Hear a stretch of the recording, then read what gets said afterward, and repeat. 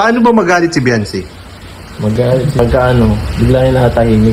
Pag nasabi na yung gusto niya sabihin. Tapos di ka na yung kakausapin. Ay, grabe. Solusyon sa tampuhan ng EDSI. Ito pala yon, Papa Eds. Gagawin ang lahat. Ayan ang ating topic ngayon. Isang magandang araw at gabi sa inyong lahat.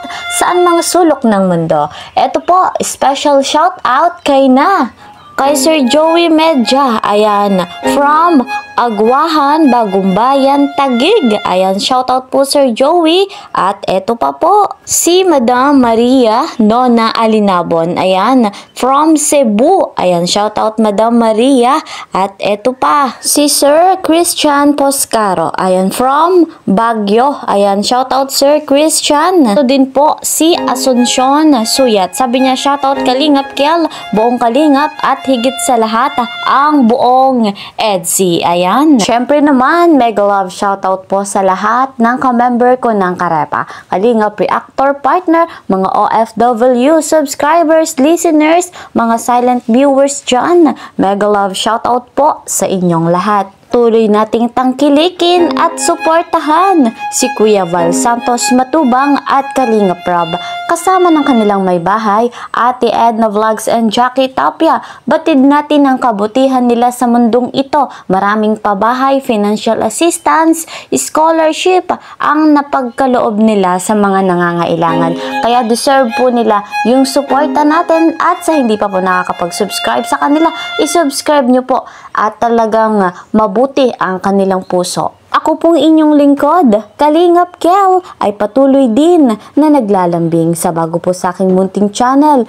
Please po subscribe, like and share my videos, at huwag kakalimutan, click the notification bell para po lagi kayong updated sa aking mga videos. Paalala ko lamang po sa lahat ng magkukomento, naway tapusin nyo muna ang video bago po kayo mag-comment para po akma ang inyong komento sa ating topic. Dito na nga tayo mga kalingap sa ating topic, solusyon sa tampuhan ng EDSI. Eto pala yon, at Papa Eds gagawin ang lahat. Eto po pala ay base sa interview kay Kalingap Edu. Para po mas malinaw, panoorin po natin ito. Credit to the owner of this video, Kuya Nel. Paano ba magalit si Beyonce?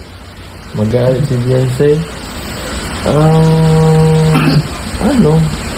Pag nagagalit yun, siya, parang ako din siya, pero hindi siya sa ibang tao.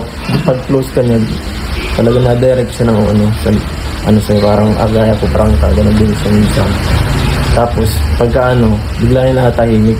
Pag nasabi na yung gusto niya sabihin. Tapos di ka na yung kakausapin. Ay, grabe, ganun pala. Dapat susuyuin mo na lang yan pagka kasi wala, ang hirap magpakiramdam. Ay! Ako, tahimik din ako pag wala rin ako. Ay, grabe. Paras pala kayo, ganun din kayo. Ay, ganun ka rin. Kaya dapat minsan, ka na lang magbigay ka na lang. Ay, lalaki tayo dapat nagbibigay. Ayan guys, malinaw po yung sinabi ni Papa Eds. Aba, matindi talaga ang love team na ito. Pagdating sa tampuhan, syempre normal naman po yan. At eto ang tanong, paano nga ba manuyo si Papa Eds? Syempre, pag araw-araw kung sabihin ko ano yan. Parang lambing. Tapos, ako mabigay ng ganito tayo, ganyan. Gusto mo ng ganito, ganyan. Yan. Nag-offer ka. Oo. Grabe. So, ayun pala mga kalingap, ganyan nga paglalaki, talagang manunuyo at gagawin ang lahat. Magandang solusyon ni Papa Eds. Kaya naman po pala, nananatiling matatag ang love team na EDSI. Ayan guys, hanggang dito na lamang po muna ang ating update. See you po sa next video. Ingat po kayo palagi. Bye-bye!